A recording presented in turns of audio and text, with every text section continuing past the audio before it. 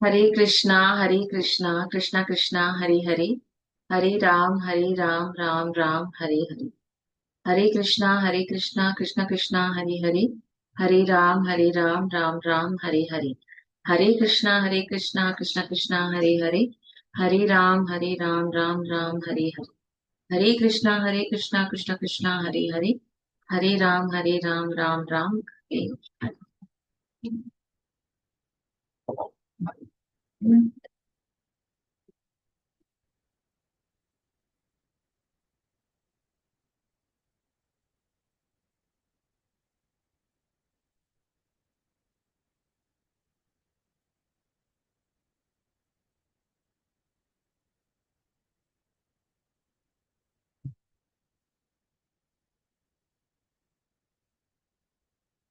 We are reading Bhagwat Geeta as it is by His Divine Grace A.C. Bhakti Vedant Swami Prabhupada, founder Acharya of the International Society for Krishna Consciousness.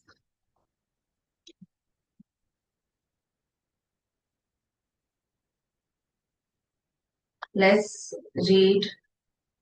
I think we were on text 28 and now we are starting with text 29 of chapter 3. Yeah, let's start with text 29 of chapter 3. Bewildered by the modes of material nature, the ignorant fully engage in themselves in material activities and become attached.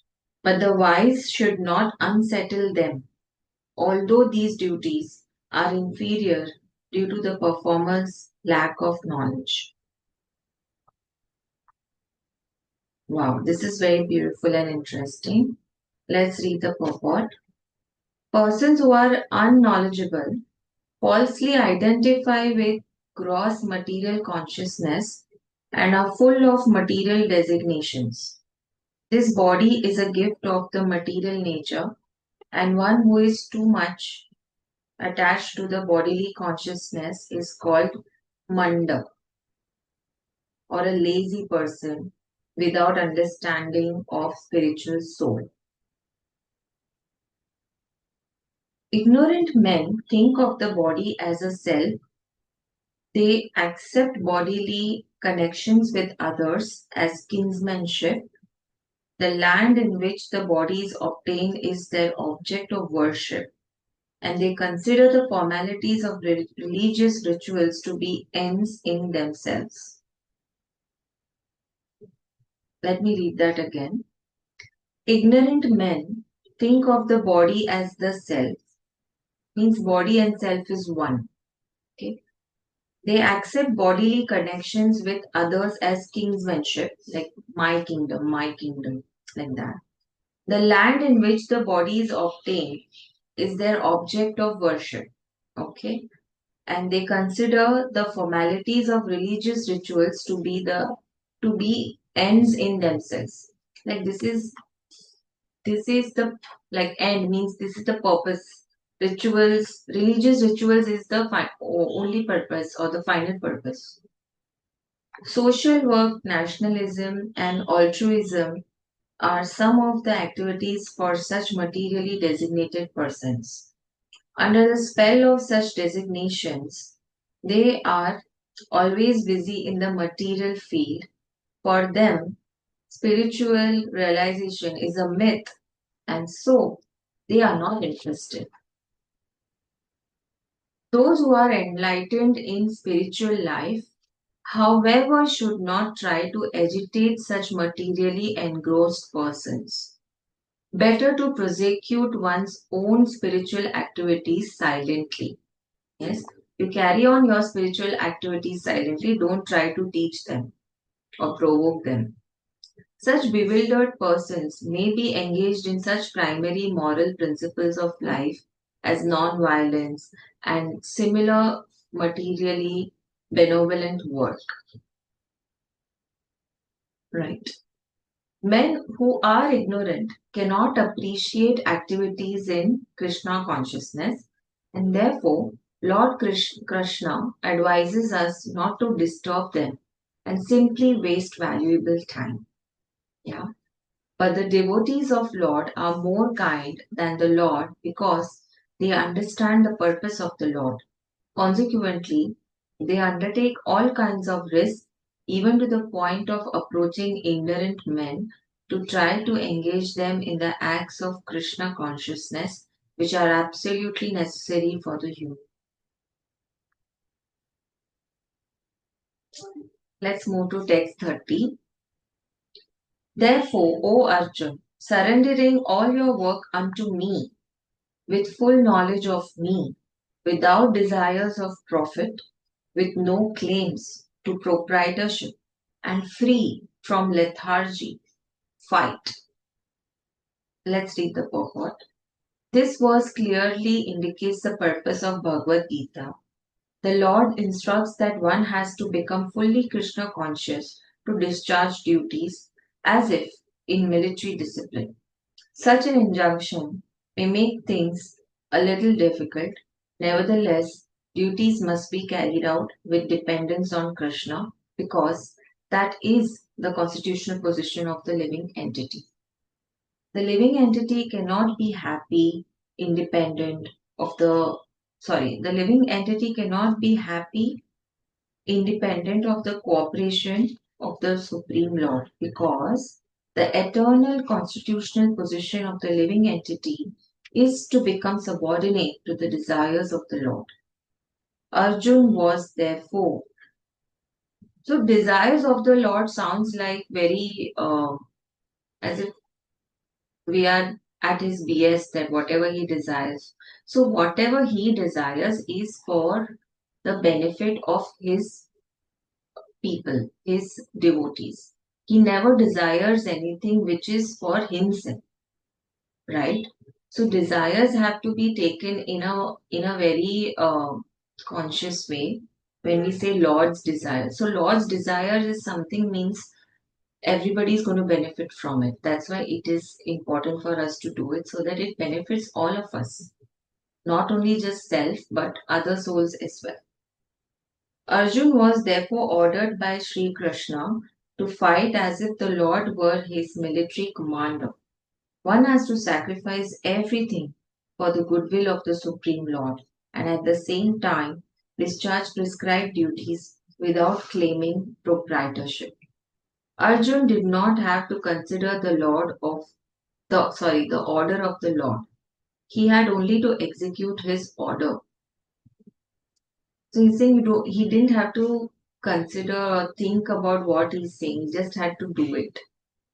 The Supreme Lord is the soul of all souls. Therefore, one who depends solely and wholly on the Supreme Soul without personal consideration, or in other words, one who is fully Krishna conscious, is called Adhyatma Chetas. Okay. Nirashi means that one has to act on the order of the master but should not expect fruitful results. The cashier may count millions of dollars for his employer, but he does not claim a cent for himself. Similarly, one has to realize that nothing in the world belongs to any individual person, but that everything belongs to the Supreme Lord. That is the real purport of Mai or unto me. And when one acts in such Krishna consciousness, certainly he does not claim proprietorship over anything. This consciousness is called nirmama or nothing is mine. And if there is any reluctance to execute such stern order, which is without consideration of so called kinsmen in the bodily relationship, that reluctance should be thrown off. In this way, one may become Vigata Jwara or without feverish mentality or lethargy. Everyone, according to his quality and position, has a particular type of work to discharge, and all such duties may be discharged in Krishna consciousness as described above. That will lead one to the path of liberation. So beautifully explained. And the example of being a cashier for an employee. Let's go to text 31. Those persons who execute their duties according to my injunctions and who follow this teaching faithfully without envy become free from the bondage of fruitive actions. Let's read the purport. The injunction of the Supreme Personality of Godhead Krishna is the essence of all Vedic wisdom and therefore is eternally true without exception. As the Vedas are eternally eternal, so this truth of Krishna consciousness is also eternal. One should have firm faith in this injunction without envying the Lord. There are many philosophers who write comments on the Bhagwat Geeta but have no faith in Krishna. They will never be liberated from the bondage of fruitive action. But an ordinary man with firm faith in the eternal injunctions of the Lord, even though unable to execute such orders, becomes liberated from the bondage of the law of karma. In the beginning of Krishna consciousness, one may not fully discharge the injunctions of the Lord, but because one is not resentful of this principle and works sincerely without consideration of defeat and hopelessness, he will surely be promoted to the stage of pure consciousness.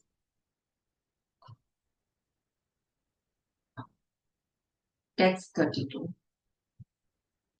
But those who, out of envy is jealousy, disregard these teachings and do not follow them regularly, are to be considered bereft of all knowledge, befooled, and ruined in their endeavors for perfection. Now, let's read the purport. The flaw of not being Krishna conscious is clearly stated here.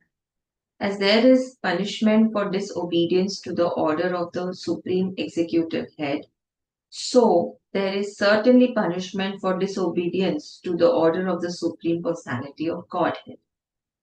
As disobedient person, however great he may be, is ignorant of his own self and of the Supreme Brahman, Paramatma, and the personality of Godhead due to his vacant heart. Therefore, there is no hope of perfection of life for him. Let's move to text 33. Even a man of knowledge acts according to his own nature, for everyone follows the nature he has acquired from the three modes. What can repression accomplish? It's a question. Let's read the purport. Unless one is situated on the transcendental platform of Krishna consciousness, he cannot get free of the influence of the modes of material nature, as it is confirmed by the Lord in the 7th chapter. 7.14. Therefore, even for the most highly educated person on the mundane plane, it is impossible to get out of the entanglement of Maya simply by theoretical knowledge or by separating the soul from the body. Yes, there are many so called spiritualists who outwardly pose as advanced in the science, but inwardly or privately are completely under the particular modes of nature which they are unable to surpass. Academically, one may be very learned, but because of his long association with material nature, he is in bondage. So, Krishna consciousness helps one to get out of the material entanglement, even though one may be engaged in the prescribed duties in terms of material existence. Therefore, without being fully in Krishna consciousness, one should not give up his occupational duties. No one should suddenly give up his prescribed duties and become a so called yogi or transcendentalist artificially. It is better to be situated in one's position and to try to attain Krishna consciousness under superior training. Thus one may be freed from the clutches of Krishna's Maya. So nice. Let's read text 34.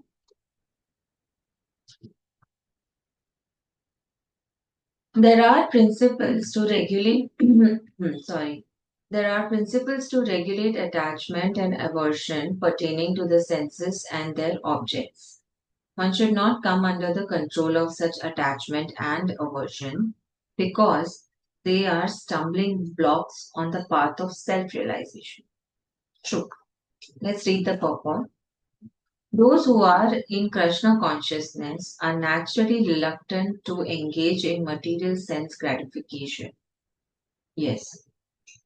But those who are not in such consciousness should follow the rules and regulations of the revealed scriptures.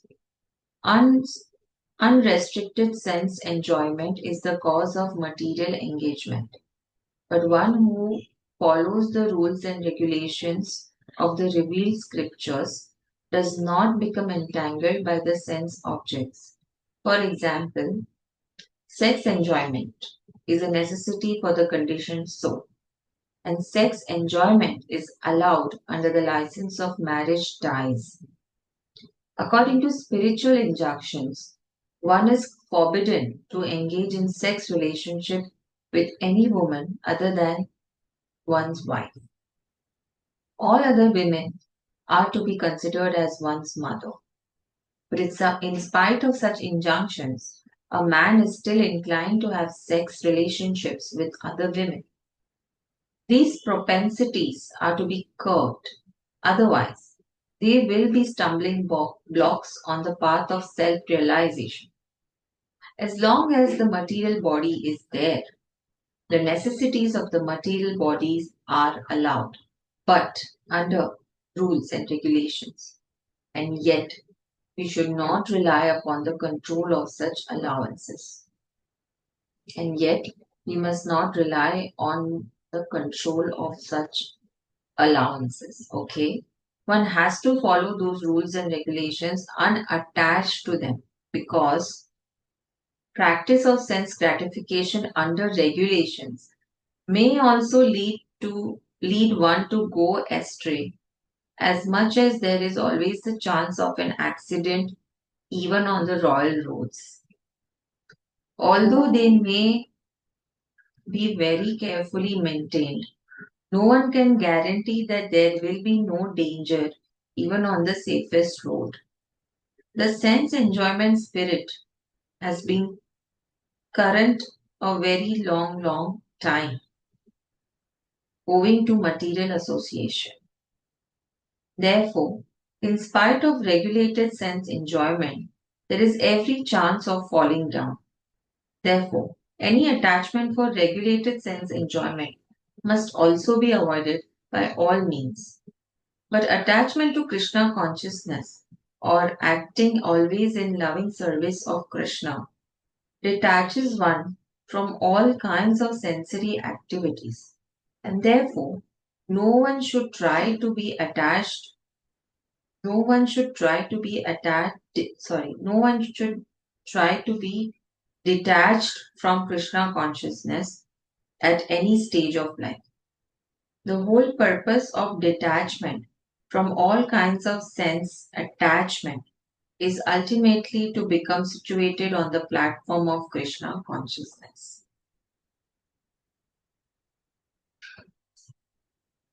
Let's read 35. We can finish 40. We can finish. Let's read text 35.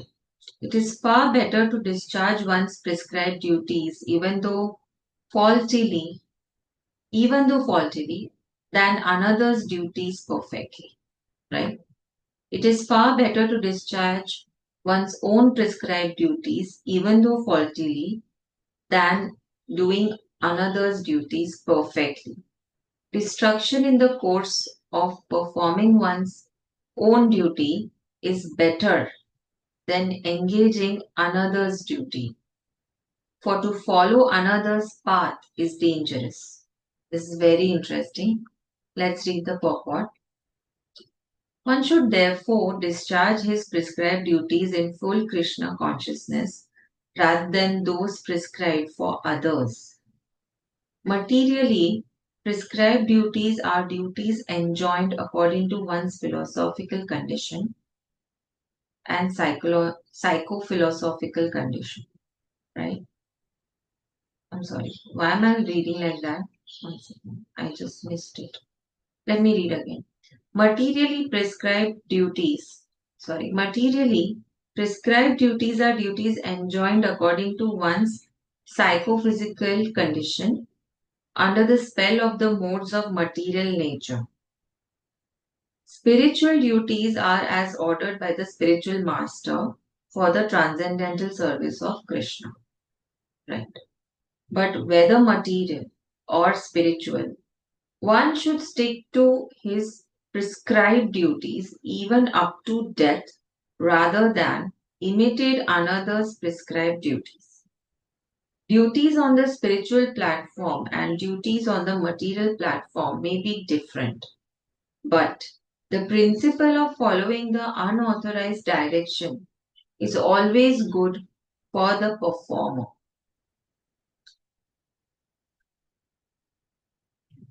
Yeah. When one is under the spell of the modes of material nature, one should follow the prescribed rules for his particular situation and should not imitate others. For example, Brahman, who is in the mode of goodness, is non-violent, whereas Kshatriya, who is in the mode of passion, is allowed to be violent. As such, for a Kshatriya, it is better to be vanquished following the rules of violence than to imitate a Brahman who follows the principle of non-violence. Correct? Everyone has to cleanse his heart by the gradual process, not abruptly. However, when one transcends the modes of material nature and is fully situated in Krishna consciousness, he can perform anything and everything under the direction of a bona fide spiritual master. In that complete stage of Krishna consciousness, the Kshatriya may act as a Brahman or a Brahman may act as a Kshatriya. In the transcendental stage, the distinctions of the material world do not apply. Wow. For example, Vishwamitra was originally a Kshatriya, but later on he acted as a Brahman, whereas Parshuram was a Brahman, but later on he acted as a Kshatriya. Being transcendentally situated, they could do so, but as long as one is on the material platform, he must perform his duties according to the modes of the material nature. At the same time, he must have a full sense of Krishna consciousness. Let's read text 36. Arjun said, now Arjun is saying, O descendant of Vrashni, by what is one impelled to sinful acts, even unwillingly, as if engaged by force? He's saying, if I'm engaged by force, I'm still doing sinful acts. So, what will happen to that? Let's read the purport. A living entity, as part and parcel of Supreme, is originally spiritual, pure, and free from all material contaminations. Therefore, by nature, he is not subject to the sins of the material world. But when he is in contact with the material nature, he acts in many sinful ways without hesitation, and sometimes even against his will. As such, Arjun's question to Krishna is very sanguine as to the perverted nature of the living entities. Although the living entity sometimes does not want to act in sin, he is still forced to act. Sinful actions are not, however, impelled by the super soul within, but are due to the another cause, as the Lord explains in the next verse. Yes. So now Krishna is saying in text 37, the Supreme Personality of Godhead said, it is lust only, Arjun, which is born of contact with the material mode of passion and later transformed into wrath, and which is the all devouring sinful enemy of this world. Let's read the purport. When a living entity comes in contact with the material creation, his eternal love for Krishna is transformed into lust in association with the mode of passion. Or, in other words, the sense of love of God becomes transformed into lust, as milk in contact with sour tamarind is transformed into yogurt. Then again, when lust is unsatisfied, it turns into wrath, and wrath is transformed into illusion, and illusion continues the material existence. So beautiful. Therefore, lust is the greatest enemy of the living entity, and it is lust only which induces the pure living entity to remain entangled in the material world. Wrath is the manifestation of the mode of ignorance. These modes exhibit themselves as wrath and other corollaries. If therefore the mode of passion, instead of being degraded into the mode of ignorance, is elevated to the mode of goodness by this prescribed method of living and acting, then one can be saved from degradation of wrath by spiritual attachment. Yeah. The Supreme Personality of Godhead expanded himself into many for his ever increasing spiritual bliss. And the living entities are parts and parcels of this spiritual bliss. They also have partial independence, but by misuse of their independence, when the service attitude is transformed into propensity for sense enjoyment, they come under the sway of lust. This material creation is created by the Lord to give facility to the conditioned soul to fulfill their lustful propensities, and when completely baffled by prolonged lustful activities, the living entities begin to inquire about their real position. Yes. This inquiry is the beginning of the Vedanta Sutras, wherein it is said, Athato Brahma Jignasa. One should inquire into the Supreme.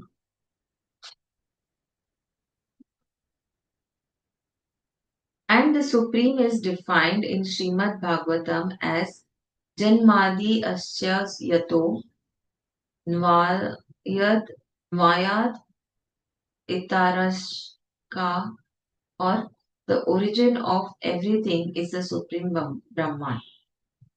Therefore, the origin of lust is also the Supreme. If therefore lust is transformed into love for the Supreme, or transformed into Krishna consciousness, or in other words, desiring everything for Krishna, then both lust and wrath can be spiritualized.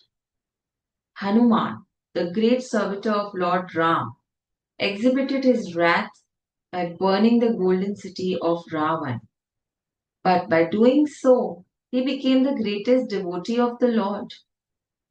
Here also in Bhagwat Geeta, the Lord induces Arjun to engage his wrath upon his enemies for the satisfaction of the Lord.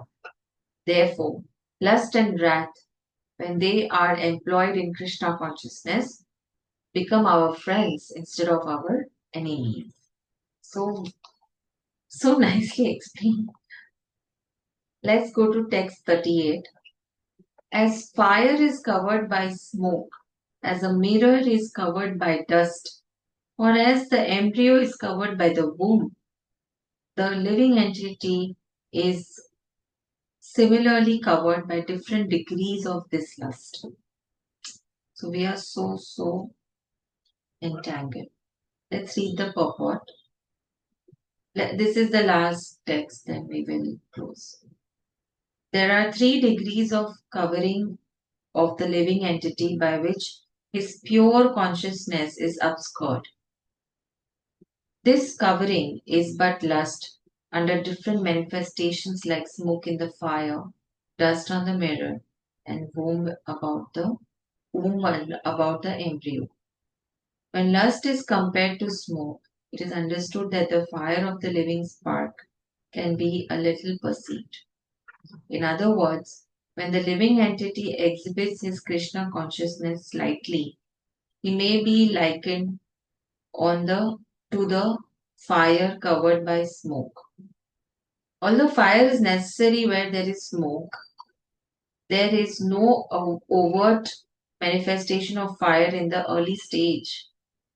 This stage is like beginning of Krishna consciousness. The dust on the mirror refers to the cleansing process of the mirror, the mind,